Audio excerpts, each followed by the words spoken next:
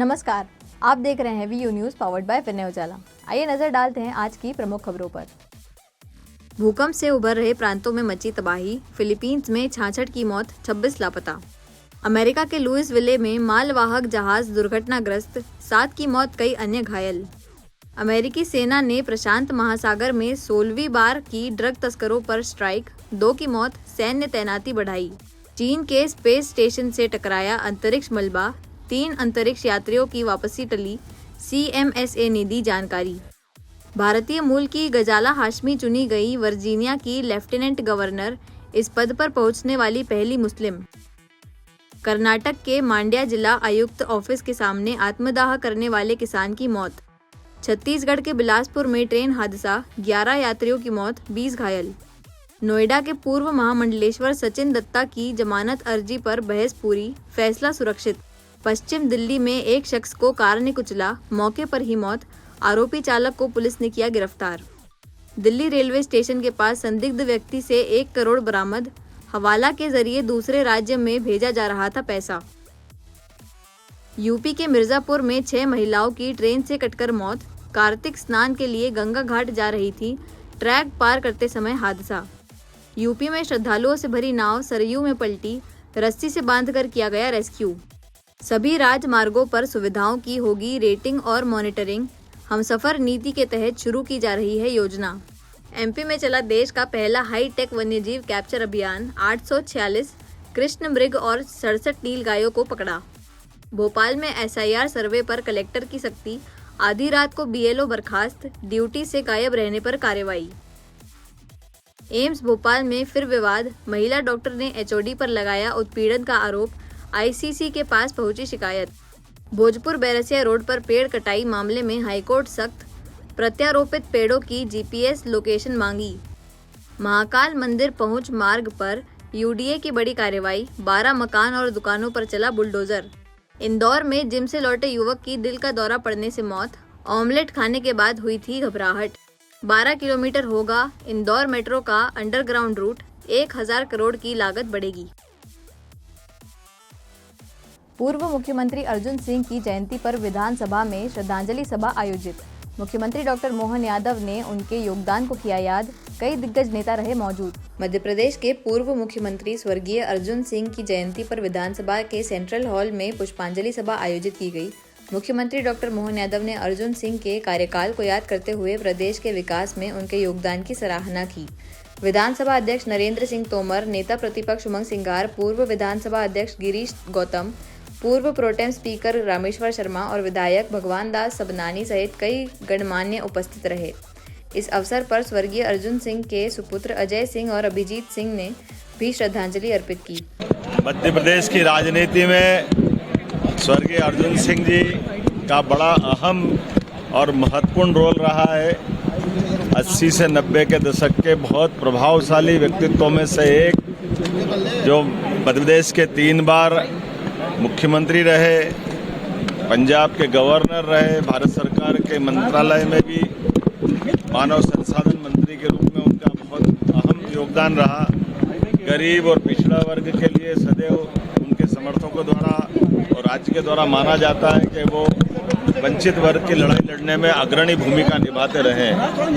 मैं उज्जैन से आता हूँ, मुझे इस बात का भी स्मरण है, सांदीपनि वेद विद्या प्रतिष्ठान, जिसके माध्यम से भारत सरकार के द्वारा उज्जैन में इस संस्थान का खोला जाना और जिसके माध्यम से पूरे देश के अंदर वेद पाठी बच्चों को वेद पढ़ने के लिए प्रोत्साहित करना और वेद पढ़ाने और पढ़ने वाले विद्यार्थियों के लिए गुरुकुल, उसके सारे खर्च की व्यवस्था, और उससे आगे बढ़ कर के मानव संसाधन मंत्री या शिक्षा मंत्री कोई भी बनेगा, उसकी चेयर उज्जैन में स्थापित करके उनने एक तरह से ऑफिस की अपनी एक व्यवस्था उज्जैन के लिए स्थापित की थी। ये उनकी शिक्षा के प्रति अनुराग भी है, शिक्षा के क्षेत्र में उनने काफ़ी काम किया। मेरी अपनी ओर से उनकी 95वीं जयंती के अवसर पर पुण्य स्मरण और उनके काम को मध्य प्रदेश कभी नहीं भूलेगा। मध्य प्रदेश सरकार की ओर से हमारे माननीय अर्जुन सिंह जी के परिजन भी यहाँ मौजूद हैं, हमारे नेता प्रतिपक्ष पूर्व अजय भैया और पूरे परिवारजन भी है। हम सब ऐसी पुण्यात्मा को स्मरण कर रहे हैं जो निश्चित रूप से बाबा महाकाल ने उनको अपने चरणों में स्थान दिया होगा। मैं ऐसी पुण्यात्मा के प्रति विनम्र श्रद्धांजलि अर्पित करता हूँ। गुरु नानक जयंती पर मुख्यमंत्री डॉक्टर मोहन यादव पहुंचे अरेरा कॉलोनी गुरुद्वारे, मत्था टेका और दी शुभकामनाएं। प्रकाश पर्व और गुरु नानक जयंती के अवसर पर मुख्यमंत्री डॉक्टर मोहन यादव अरेरा कॉलोनी स्थित गुरुद्वारे पहुंचे, जहां उन्होंने मत्था टेका और शुभकामनाएं दी। उन्होंने कहा कि गुरु तेज बहादुर जी की 350वीं जयंती सरकार धूमधाम से मनाएगी। मुख्यमंत्री ने कहा कि गुरु नानक देव ईश्वर के समान थे और सभी की आस्था उनके प्रति है। मुगल और अफगान आतंक के दौर में उन्होंने सिख समाज के मान और धर्म की रक्षा की। आज गुरु नानक जयंती के अवसर पर अरेरा कॉलोनी गुरुद्वारे में मैं आकर गुरु नानक जी के 556वें प्रकाश पर्व की बधाई देने भी आया हूँ। और गुरु नानक जी महाराज ने अपने सेवा, जप कीर्तन और सामाजिक समरसता के लिए जो काम किया और पूरे देश और दुनिया के अंदर एक सतनाम जिस प्रकार से उनने अपनी मार्ग दिखाया है, मुगलों के, अंग्रेजों के, अफगानियों के उस आतंक के दौर में भी उन्होंने सच्चे अपने हिंदू धर्म के साथ पूरे समाज का जो मान बढ़ाया है, मैं विनम्र स्मरण भी करता हूँ। और वो तो साक्षात ईश्वर के समान है, वो हम सब पे कृपा करे। उनके मार्ग में पूरा देश और प्रदेश उनको स्मरण भी करता और उनसे प्रेरणा पाता है। मेरी मध्य प्रदेश सरकार की ओर से प्रकाश पर्व की आप सबके माध्यम से प्रदेशवासियों को, देशवासियों को बहुत बहुत बधाई। एक घोषणा और मैंने की है, गुरु तेग बहादुर जी का भी ये 350वां जयंती वर्ष बन रहा है।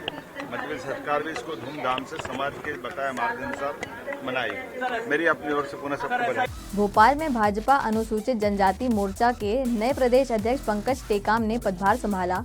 बोले संगठन को जनजाति समाज में और मजबूत करेंगे। भोपाल में बुधवार को भाजपा अनुसूचित जनजाति मोर्चा के नवनियुक्त प्रदेश अध्यक्ष पंकज टेकाम ने प्रदेश कार्यालय में विधिवत पदभार ग्रहण किया। उन्होंने कहा कि पार्टी ने जो जिम्मेदारी दी है उसे जनजाति समाज में संगठन को मजबूत करने में पूरी निष्ठा से निभाएंगे। उन्होंने कांग्रेस पर हमला बोलते हुए कहा कि एसआईआर की शुरुआत कांग्रेस शासनकाल में हुई थी। भाजपा केवल चुनाव आयोग के काम में सहयोग कर रही है। इसी दौरान राज्यसभा सांसद और भाजपा के नवनियुक्त प्रदेश महामंत्री डॉक्टर सुमेर सिंह सोलंकी ने भी पदभार संभाला। उन्होंने कहा कि प्रधानमंत्री नरेंद्र मोदी के नेतृत्व में आदिवासियों के विकास और सम्मान के नए कीर्तिमान स्थापित हुए हैं, जिससे जनजाति समाज का जीवन तेजी से बदल रहा है। आज पदभार ग्रहण कर रहे हैं, नई जिम्मेदारियां किस तरीके से? देखिए, भारतीय जनता पार्टी मध्य प्रदेश जो हमारा नेतृत्व है और केंद्रीय नेतृत्व के जो निर्णय उनका हुआ, उसके बाद मुझे जो जिम्मेदारी पार्टी ने दी है उसके लिए पहले तो मैं पार्टी का, केंद्रीय नेतृत्व का, प्रदेश नेतृत्व का बहुत बहुत आभार व्यक्त करता हूं। और पार्टी ने जो मुझ जैसे एक छोटे कार्यकर्ता को जो एक जनजातीय क्षेत्रों में काम करने के लिए जो बड़ी जिम्मेदारी दी है, और निश्चित रूप से हमारे सभी वरिष्ठ नेताओं के मार्गदर्शन में हमारे जनजातीय समाज के बीच में भारतीय जनता पार्टी का संगठन कैसे मजबूती के साथ नीचे तक उतरे, उसको लेकर हम सब काम करेंगे। साथ ही मध्य प्रदेश की सरकार लगातार जो जनजातीय क्षेत्रों में काम कर रही है, केंद्र में आदरणीय प्रधानमंत्री जी के नेतृत्व में जो सरकार काम कर रही है, उसको हम नीचे तक कैसे लेकर जाए, जनजातीय समाज में भारतीय जनता पार्टी कैसे मजबूती के साथ पहुंचे, उसको लेकर लगातार हम सब आने वाले समय में काम करेंगे। और निश्चित रूप से मैं पुनः आप सबके माध्यम से केंद्रीय नेतृत्व का, प्रदेश नेतृत्व का और मेरे साथ लगातार जो हमारे सभी वरिष्ठ नेता जो जनजातीय समाज के हैं और बाकी पार्टी के सारे वरिष्ठ नेताओं का मैं आभार व्यक्त करता हूँ और आशा व्यक्त करता हूँ कि आने वाले समय में भी सबका मार्गदर्शन, सबका सहयोग, सबका आशीर्वाद मुझे मिलेगा और पूरे मध्य प्रदेश में जनजातीय समाज के बीच में भारतीय जनता पार्टी को हम मजबूती के साथ खड़ा करेंगे, ऐसी आशा मैं आप सबके साथ भी करता हूँ। कांग्रेस आरोप लगा रही है कि आदिवासियों के वोट काटने के लिए लोग चुनाव आयोग के साथ मिलकर के ये एसआईआर कर रहे हैं। देखिए, लगातार एसआईआर की जो बात अभी बार बार आ रही है, मैं पहली बात तो कांग्रेस के नेताओं से पूछना चाहूँगा, एसआईआर सबसे पहले कांग्रेस के समय में आदरणीय पंडित नेहरू जी के समय में चालू हुआ, उसके बाद प्रधानमंत्री इंदिरा जी थी, उनके समय में हुआ। 8वीं बार एसआईआर जो पुनरीक्षण का जो काम है वो इस बार प्रारंभ हुआ है। इसके पहले 7 बार कांग्रेस के समय में ये काम प्रारंभ हुआ। पहले ही अपने पूर्वजों से पूछे कांग्रेस कि उन्होंने क्यों किया था, क्या उन्होंने वोट चोरी का काम प्रारंभ किया था। उसके बाद भारतीय जनता पार्टी चूंकि लगातार जो है हम सब क्षेत्र में काम कर रहे हैं और चूंकि चुनाव आयोग का ये काम है, चुनाव आयोग लगातार समय समय पर संवैधानिक रूप से इस काम को करता है, कोई ये पहली बार ये काम नहीं हो रहा। इंदौर की स्वस्तिक केमिकल फैक्ट्री हादसे में बड़ी कार्रवाई। 2 महिलाओं की मौत के बाद गोदाम मालिक और सहयोगी पर गैर इरादतन हत्या का केस दर्ज। राव क्षेत्र के कैट रोड स्थित स्वस्तिक केमिकल फैक्ट्री में छोटी दीपावली की रात लगी आग के मामले में पुलिस ने गोदाम मालिक कमल गिदवानी और सूरज भागचंदानी के खिलाफ गैर इरादतन हत्या का मामला दर्ज किया है। इस हादसे में 2 महिला कर्मचारी ज्योति और रामकली बाई की झुलसने से मौत हो गई थी। जांच में खुलासा हुआ कि गोदाम में ज्वलनशील पदार्थ थिनर की रीपैकिंग की जाती थी। बावजूद इसके दीपक जलाए गए। पुलिस के अनुसार सूरज भागचंदानी अस्पताल में भर्ती है, जबकि कमल गिदवानी की तलाश जारी है। 1 नवंबर की शाम को जो गोदाम था जहाँ पे तारपीन का तेल, जिसे थिनर भी बोलते हैं, वहां पे एक आगजनी की घटना हुई थी और जिसमें दुर्भाग्यपूर्वक 2 महिलाएं, जिनका नाम ज्योति और रामकली बाई था, उनकी दुर्भाग्यपूर्वक जलने से मृत्यु हो गई थी। जब स्वतंत्र साक्षियों के बयान लिए गए तो उन्होंने ये बताया था कि जो गोडाउन के प्रोपराइटर थे कमल गिदवानी और जो वहां पे लिखा पढ़ी का काम देखते थे सूरज भागवानी, देव उठानी ग्यारस होने के चलते उनने दिए जलाए थे। और क्योंकि जो तारपीन का तेल जो थिनर होता है बहुत ही वोलेटाइल होता है, तो उसके वेपर्स रहते हैं मतलब एटमॉस्फेयर में, और जैसे ही दिए जले तो उनके वेपर्स में आग पकड़ ली और वेपर्स में आग पकड़ने के बाद जो ड्रम्स है उन जो जहाँ पे बड़ी मात्रा में तारपीन स्टोर था उसमें आग लग गई। बेसिकली ये गोडाउन में जो है तारपीन की रीपैकिंग करते थे, तारपीन के तेल की बड़े बैरल से छोटी बॉटल्स में भर के जो पेंट की कंपनीज है उनको सप्लाई करते थे। तो उस समय जो ये जो ज्योति और रामकली बाई थी ये दुकान के अंदर थे और जैसे ही आग भभकी तो ये लोग पीछे की तरफ गिरी और इनकी साड़ी में आग लग गई। जो बाकी कर्मचारी थे वो शटर से बाहर निकल गए और ये क्योंकि गिर गई तो इनको उतना समय नहीं मिला निकलने का बाहर, और इनकी अ, साड़ी में आग लग गई और दुर्भाग्यपूर्वक इनका पूरा शरीर जल गया और मौके पर ही मृत्यु हो गई। जो इसमें आरोपी हैं सूरज और कमल, ये इनने ये जानते हुए कि एक्सट्रीमली ज्वलनशील पदार्थ वहां पे स्टोर्ड है उसके बाद भी इनने जो दीपक जलाया, ये गैर इरादतन हत्या की परिधि में आता है और गैर इरादतन हत्याओं की धाराओं में प्रकरण पंजीबद्ध किया है।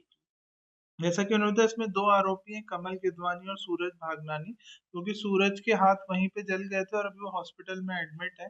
एबीपी हॉस्पिटल में उनका इलाज चल रहा है और संभवतः सर्जरी भी जल्दी होगी। तो ये अभी वहां पे हैं, इनको पुलिस फॉर्मली अरेस्ट कर लेगी और जो कमल गिदवानी है इनकी तलाश जारी है, इनको भी जल्दी गिरफ्तार किया जाएगा। ये कौन लोग हैं जिनके ऊपर ये जो है कमल गिदवानी ये प्रोपराइटर हैं और सूरज भागवानी इनका जो हिसाब किताब का काम देखते थे गोडाउन। इंदौर में किन्नर से दुष्कर्म के फरार आरोपी की गिरफ्तारी। पुलिस ने 1 महीने से छिपे पंकज जैन को चंदन नगर से पकड़ा। अन्य साथी की तलाश जारी।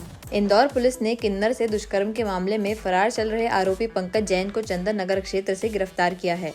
आरोपी पिछले 1 महीने से फरारी काट रहा था और पहचान छिपाने के लिए हुलिया बदलकर होटल में ठहरा था। सफाई मित्र की सूचना पर पुलिस ने कार्रवाई करते हुए उसे पकड़ा। फिलहाल पुलिस उसके साथी अक्षय की तलाश में है। ये 15/10 की किन्नर समाज का जो 24 किन्नरों ने जो फिनाइल लिया था उस संबंध में एक अपराध पंजीबद्ध था और पूर्व में एक किन्नर के साथ में ये पंकज जैन और अक्षय कुमार इनके द्वारा जो दुष्कर्म किया गया था उस संबंध में भी अपराध पंजीबद्ध था। दोनों अपराधों में पंकज जैन फरार चल रहा था, जिसको आज चंदननगर तिराहे से हम लोगों ने राउंड अप किया है और उसको विधिवत गिरफ्तार किया। सर ये कौन है, पंकज जैन क्या करता है? ये पंकज जैन इसका ये पूर्व में इसको पत्रकार बताते थे, लेकिन ये बाद में इसको पता लगा कि ये पत्रकार नहीं है और इसको आज हम लोगों ने काफ़ी दिनों से तलाश कर रहे थे, आज इसको हिरासत में लेकर गिरफ्तार किया। सर अब तक इस मामले में कितने फरार आरोपी अभी तक किसको पता है? अभी तक इस प्रकरण में 4 आरोपी थे, जिसमें से 3 आरोपी हम लोगों ने गिरफ्तार कर लिए। एक आरोपी अक्षय कुमार अभी फरार है, जिसके हम पकड़ने का भरसक प्रयास कर रहे हैं। सर इसने बताया ये फरार आरोपी के सामने ये मरा था या कुछ ऐसा? ये इसका तो ये अपना उसने बताया स्वयं का कि ये लगातार किराए के मकानों को लगातार बदल रहा था और हर 7 से 10 दिन में एक मतलब प्रत्येक दिन ये मकान छोड़ रहा था किराए का और जिसको आज हम लोगों ने मुखबिर की सूचना पे हिरासत में किया। ये इसका चंदन नगर के आसपास अपना सिरपुर और आपका ये फूटी कोटी के आसपास ये लगातार किराए पे रह रहा था। सर इसका कोई कोई लेनदेन है अभी पूछताछ जा रही है, बाकी जैसा होगा वैधानिक कार्रवाई करेंगे। इसमें कोई पुराने रिकॉर्ड भी मिले? वो अभी प्रकरण विवेचना में है। ऐसे ही खास खबरों के लिए बने रहिए हमारे साथ वी न्यूज़ पर, पावर्ड बाय विनय उजाला।